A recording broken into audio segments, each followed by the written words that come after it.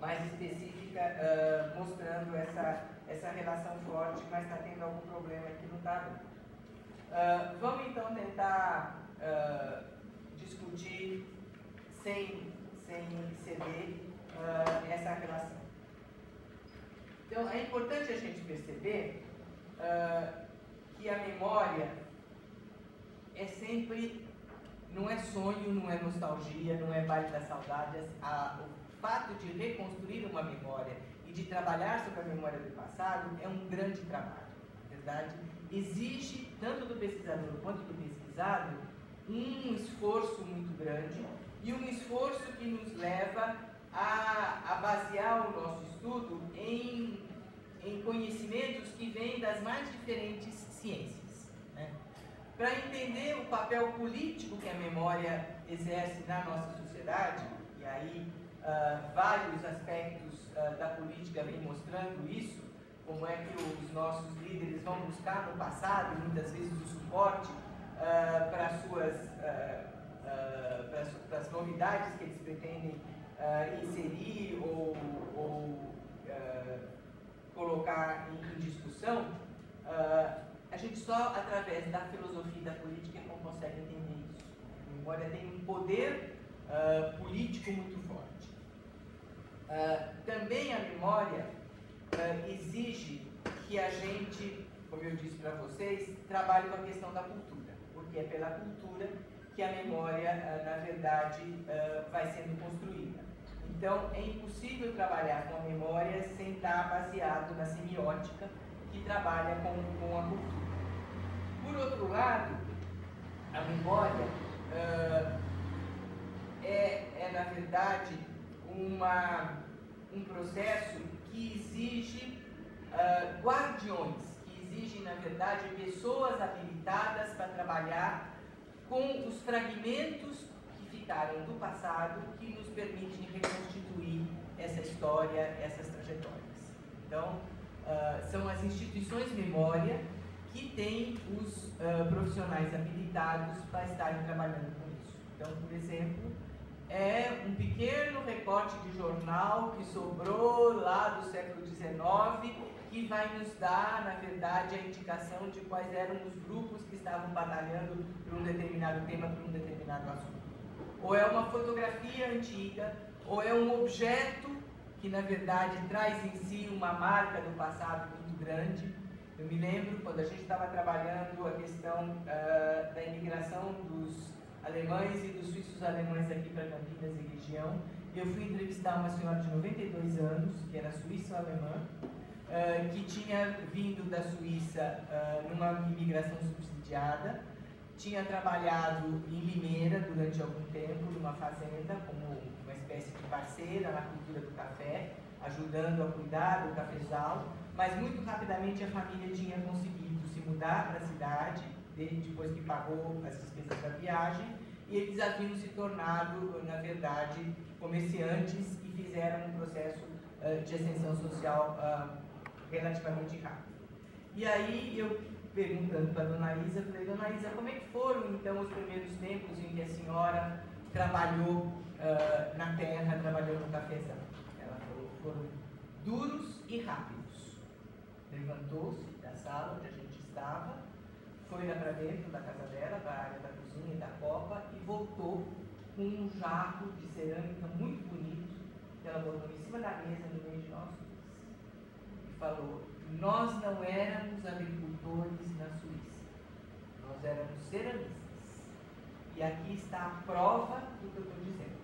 Esse vaso de cerâmica, esse jarro de cerâmica, eu fiz questão de trazer da Suíça e conservo até hoje, porque ele é a prova de que, na verdade, a gente era urbana e não era, na verdade, camponesa. Nós tivemos que nos submeter ao trabalho na terra para poder ter a nossa passagem subsidiada. E com as crises que a gente estava vivendo naquela época, a gente não conseguia, na verdade, pagar a viagem para vir para o Brasil. E a nossa opção era vir para a América. E por isso, então, é que a gente fez esse sacrifício.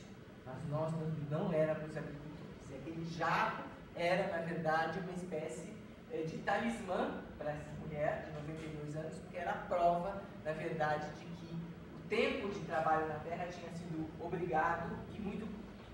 Então, às vezes é um objeto que fixa essa memória, né? Às vezes é uma canção, né? Quantos de nós, muitas vezes, ao ouvirmos uma música, começamos quase que involuntariamente a relembrar um fato do passado. Essa música, esse fragmento, na verdade musical, é que detona o processo de rememoração. Ou, às vezes, é uma imagem, né? Num quadro, uma imagem de um filme, alguma coisa que faz com que a gente reconstrua esse aspecto do passado.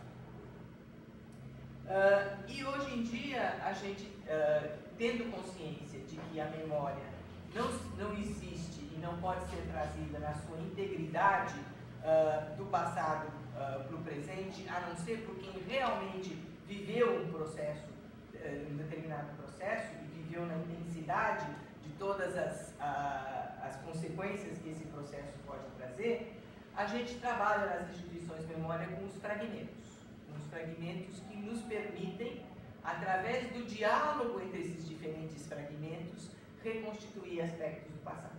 Então, por exemplo, o Centro de Memória, onde eu trabalho, que eu dirigi durante muitos anos, está dividido em 5 setores. A gente tem o setor de biblioteca e hemeroteca, que guarda todas as publicações, sejam livros, jornais ou revistas do passado, né? E nessas publicações a gente vai encontrar indícios de processos políticos, sociais, de fatos que aconteceram, né?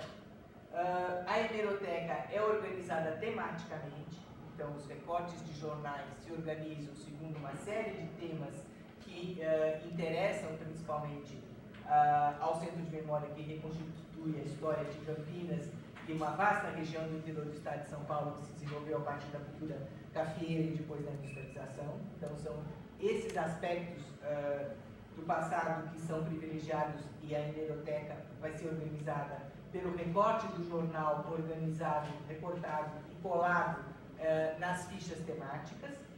Depois a gente tem o setor de fotografia, em que a gente tem mais de 33 mil imagens sobre Campinas e região, organizadas por temas e por períodos, né?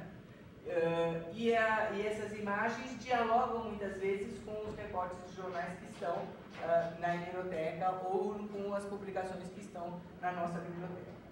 A gente tem um setor que é o setor do Laboratório de História Oral, que guarda os depoimentos orais colhidos nas diferentes pesquisas feitas pelo Centro de Memória ou feitas por pesquisadores que buscam a orientação do Laboratório de História Oral para fazer o seu trabalho com a metodologia da História Oral. E a gente foi obrigado a ter também um setor de recuperação dos textos escritos, sejam eles manuscritos ou impressos, que nos chegaram do passado. Que muitas vezes eles chegam rasgados, eles chegam cheios de excrementos de insetos, às vezes manchados por umidade, e a gente tem que fazer um trabalho de fixação desses suportes em papel para que os pesquisadores possam depois trabalhar com eles nos seus processos de pesquisa. Então a gente tem um setor de recuperação de documentos que trabalha especificamente com esse assunto.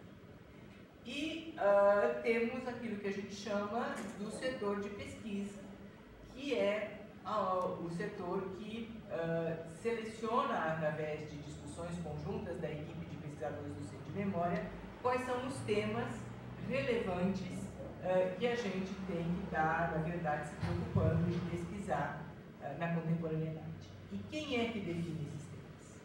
Aí que está a história. A memória é ampla e vasta, mas são os óculos do hoje que vão nos fazer escolher quais os temas do passado que a gente quer estudar. A gente não escolhe aleatoriamente. São sempre as dificuldades do presente, os interesses do presente, que vão nos fazer voltar os nossos olhos para o passado e escolher o tema que a gente deseja trabalhar.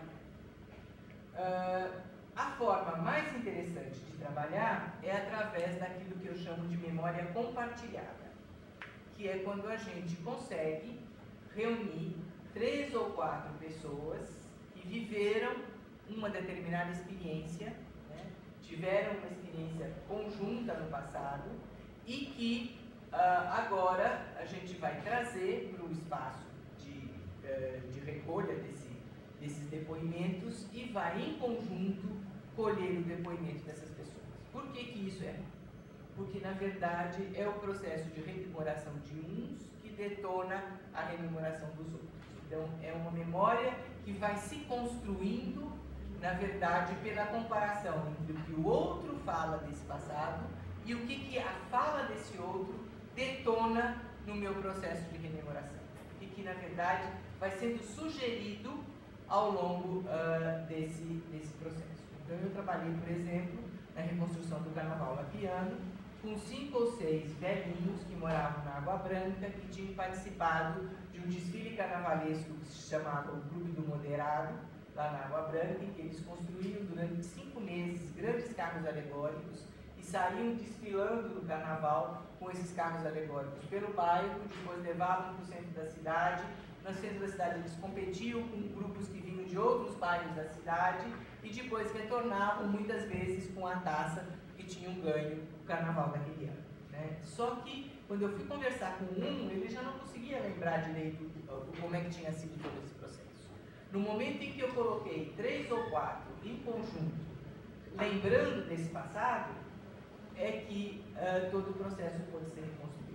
Um deles tinha algumas fotografias, trouxe as fotografias passaram a ser de mão em mão a ser examinadas por eles e olhando as fotografias eles lembravam de um outro participante ou lembravam de um ano em que tal carro tinha sido construído ou de uma dificuldade que tinham vivido ou de uma alegria que tinham compartilhado e esse processo pôde ser então reconstruído. Então a memória compartilhada é a forma mais eficiente e mais rica na construção desse passado. E o processo de reconstrução, muitas vezes, nos leva a ter consciência dos problemas do hoje, né, e a pensar soluções para os problemas do hoje. Uma pesquisa que a gente fez aqui em Jarinu, recolhendo, na verdade, a história do município, que ainda não está escrita, a gente trabalhou numa escola que ficava num bairro que se chamava Pitangal.